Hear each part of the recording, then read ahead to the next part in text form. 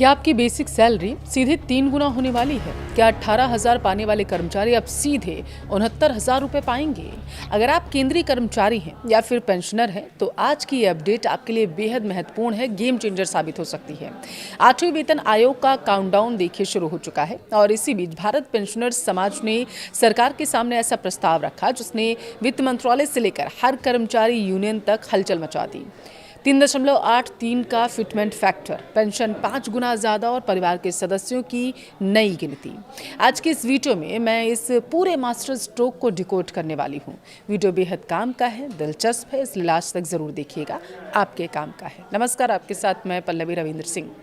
देखिए, अगर आप या आपके परिवार का कोई भी सदस्य केंद्र सरकार का कर्मचारी है या फिर रिटायरमेंट के बाद पेंशन का लाभ ले रहा है, तो आज की यह चर्चा आपके लिए बेहद ज़रूरी है। देश भर के करीब 1 करोड़ से ज़्यादा केंद्रीय कर्मचारियों और पेंशनर्स की निगाहें इन दिनों सिर्फ एक ही चीज़ पर टिकी हैं और वो है 8वां वेतन आयोग। जैसे जैसे समय आगे बढ़ रहा है, कर्मचारियों की उम्मीदें और मांगें दोनों बढ़ती जा रही हैं और इसी बीच देश के सबसे बड़े पेंशनर संगठन में से एक भारत पेंशनर्स समाज ने 8वें वेतन आयोग के सामने कुछ ऐसी मांगें रखी हैं जिसने सबकी चर्चाओं को गर्म कर दिया है। न्यूनतम सैलरी 18,000 से सीधे 69,000 करने की मांग। जी हाँ, आपने बिल्कुल सही सुना है।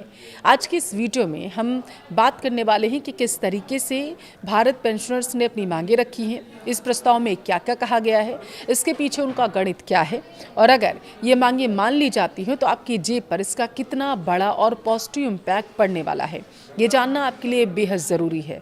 सबसे पहले बात करते हैं उस मांग की जिसने सबसे ज़्यादा सुर्खियाँ बटोरी हैं, यानी न्यूनतम बेसिक सैलरी में बढ़ोतरी की। आपको बता दें कि हाल ही में भारत पेंशनर समाज के एक उच्च स्तरीय प्रतिनिधिमंडल ने 8वें वेतन आयोग के अधिकारियों से मुलाकात की और इस प्रतिनिधिमंडल में बीपीएस के अध्यक्ष RK चौहान और महासचिव अविनाश राजपूत जी शामिल थे। उन्होंने आयोग के सामने जो सबसे बड़ा प्रस्ताव रखा वो था न्यूनतम सैलरी को 18,000 से बढ़ाकर सीधे 69,000 कर देना। अब आप सोच रहे होंगे कि अचानक इतना बड़ा जंप कैसे आ सकता है। दरअसल इसके पीछे संगठन ने एक ठोस गणित रखा है। फिटमेंट फैक्टर का 7वें वेतन आयोग में फिटमेंट फैक्टर 2.57 तय किया गया था, लेकिन बीपीएस ने 8वें वेतन आयोग के लिए फिटमेंट फैक्टर के तहत 3.83 के तहत इसे फैक्टर माना है। अब जरा कैलकुलेशन समझिए आप। अगर मौजूदा 18,000 रुपये को 3.83 से गुणा किया जाता है तो यह आंकड़ा लगभग 68,940 रुपये के आसपास बैठता है और इसी आधार पर संगठन ने 69,000 रुपये की न्यूनतम सैलरी तय करने का फैसला किया है, लॉजिक दिया है उन्हें। अगर ये मांग मान ली जाती है तो एंट्री लेवल के कर्मचारियों का जीवन स्तर पूरी तरीके से बदल जाएगा। अब आते हैं हमारे रिटायर्ड पेंशनर्स के ऊपर। बढ़ती उम्र के साथ मेडिकल खर्च और जीवन यापन की लागत आसमान छू रही है। इसे ध्यान में रखते हुए बीपीएस ने पेंशनर्स के लिए एक बहुत ही मजबूत प्रस्ताव दिया है। जब प्रस्ताव पेश किया गया तो उसमें चीज़ें क्या कही गई, मैं आपको वो बताती हूँ। देखिए, फिलहाल के लिए वर्तमान में न्यूनतम पेंशन 9,000 रुपये प्रति महीने है। आज की महंगाई में 9,000 रुपये में गुजारा करना बहुत मुश्किल है, ये आप सभी लोग जानते हैं। इसलिए संगठन ने मांग की है कि इस न्यूनतम पेंशन को बढ़ाकर 45,000 रुपये कर दिया जाए या मौजूदा पेंशन से सीधा 5 गुना बढ़ जाएगा। अब इसके अलावा पेंशन कैलकुलेशन के फॉर्मूले में भी बदलाव का सुझाव दिया गया। बीपीएस का कहना है कि न्यूनतम पेंशन कर्मचारी के आखिरी वेतन का 67% होना चाहिए, जो कि आमतौर पर 50% होता है। फैमिली पेंशन आखिरी वेतन का कम से कम 50% होनी चाहिए। संगठन का दरअसल तर्क है कि जब कोई कर्मचारी रिटायर होता है या दुर्भाग्यवश किसी पेंशनर का निधन हो जाता है तो उसके परिवार के पास सम्मानजनक जीवन जीने के लिए पर्याप्त वित्तीय सुरक्षा होना जरूरी है।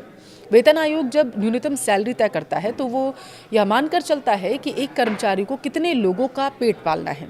इसे फैमिली यूनिट कहते हैं। अभी तक सरकार परिवार को 3 यूनिट का मानती है, यानी पति, पत्नी और एक बच्चा। लेकिन भारत पेंशनर्स समाज ने इस व्यवस्था को पूरी तरीके से बदलने की मांग की है। संगठन का सुझाव क्या है वो सुनिए। भारतीय समाज की सच्चाई को देखते हुए इस यूनिट को 3 से बढ़ाकर 5.2 यूनिट किया जाए। इसका गणित उन्होंने कुछ इस तरीके से समझाया जो मैं आपको बताने जा रही हूँ। कर्मचारी खुद यानी पेंशनर्स 1 यूनिट हो गया, पति या पत्नी 1 यूनिट हो गया, 2 बच्चे 0.8 और 0.8 यूनिट हो गए। सबसे ज़रूरी 2 बुजुर्ग माता पिता 0.8 और 0.8 यूनिट। इन सबको मिलाएं तो कुल 5.2 यूनिट बनता है। संगठन का स्पष्ट कहना है कि आज के दौर में बच्चों की पढ़ाई और बुजुर्ग माता पिता की देखभाल, उनके पूरे मेडिकल खर्चे में बहुत बड़ा जो खर्च है वो करना पड़ता है। ऐसे में पुरानी 3 यूनिट की थ्योरी अब काम की नहीं रह गई है, क्योंकि महंगाई भी बढ़ी है। सैलरी तय करते समय माता पिता की जिम्मेदारी को भी फॉर्मूले का हिस्सा बनाना ही होगा। सैलरी और बेसिक पेंशन के अलावा संगठन ने महंगाई भत्ते यानी डीए और महंगाई राहत यानी कि डीआर को लेकर भी एक बड़ा सुझाव दिया है। फिलहाल सरकार साल में 2 बार जनवरी और जुलाई में डीए डीआर बढ़ाती है, लेकिन बीपीएस की मांग ये है कि अब इसे हर 3 महीने में यानी क्वार्टरली बढ़ाया जाए। यानी जैसे ही 3 महीने का महंगाई का औसत आंकड़ा आएगा, तुरंत ही कर्मचारियों और पेंशनर्स को उसका लाभ मिलने लगेगा, ताकि वो महंगाई की मार से बच सके। एक और दिलचस्प मांग ये है कि जैसे ही महंगाई राहत 25% के आंकड़े को पार करती है, तो उसे तुरंत ही बेसिक पेंशन में मर्ज करने के लिए जो सिफारिशें की गई, ताकि पेंशन का बेस अमाउंट बढ़ जाए। बात करें स्वास्थ्य सुविधाओं की, तो उम्र के इस पड़ाव में सबसे ज़्यादा ज़रूरत इलाज की होती है। संगठन ने मांग की है कि जो पेंशनर्स ग्रामीण इलाकों में रहते हैं और सेंट्रल गवर्नमेंट हेल्थ स्कीम के दायरे से बाहर हैं, उन्हें कैशलेस हेल्थ केयर सुविधा दी जाए। हर महीने मिलने वाले फिक्स्ड मेडिकल अलाउंस को बढ़ाकर 5,000 रुपये कर दिया जाए। साथ ही बीएसएनएल के पेंशनर्स की पेंशन समानता और उनके स्वास्थ्य से जुड़े लंबित मांगों को भी जल्द से जल्द सुलझा दिया जाए।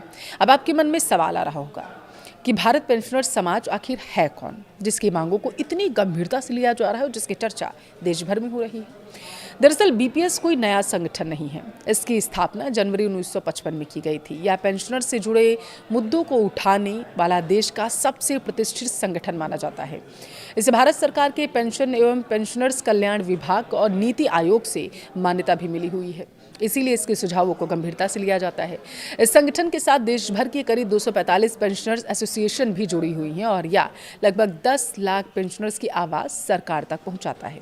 लेकिन यहाँ एक सच्चाई जानना आपके लिए ज़रूरी है। ये सारे जो आंकड़े हैं, 69,000 की सैलरी या 45,000 की पेंशन अभी सिर्फ सिफारिशें और मांगे हैं, या कोई अंतिम फैसला नहीं है। ये एक मसौदा है जो बीपीएस की तरफ से पेश किया गया है। 8वां वेतन आयोग अभी विभिन्न कर्मचारी यूनियन और संगठनों से ऐसे ही सुझाव ले रहा है। इन सभी सुझावों का आर्थिक प्रभाव देखा जाएगा। आगे सरकार के खजाने पर पड़ने वाले बोझ का आकलन होगा और तब जाकर आयोग अपनी फाइनल रिपोर्ट सौंपेगा। उस रिपोर्ट को अंत में केंद्र सरकार की कैबिनेट से मंजूरी दी जाएगी।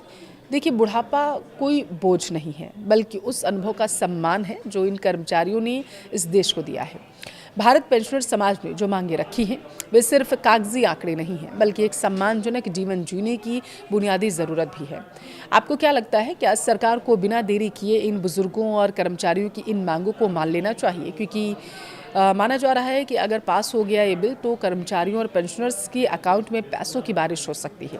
लेकिन याद रखिए, ये अभी सिर्फ एक प्रपोजल है, असली पिक्चर अभी बाकी है। अब गेंद सरकार और 8वें वेतन आयोग के पाले में है। क्या सरकार 3.83 के इस ऐतिहासिक फिटमेंट फैक्टर को हरी झंडी देगी, या फिर बीच का कोई रास्ता निकाला जाएगा? यह आगामी दिनों में क्लियर हो जाएगा। मौजूदा महंगाई को देखते हुए 69,000 की न्यूनतम सैलरी और 45,000 की पेंशन की जायज़ मांग क्या आपको सही लगती है?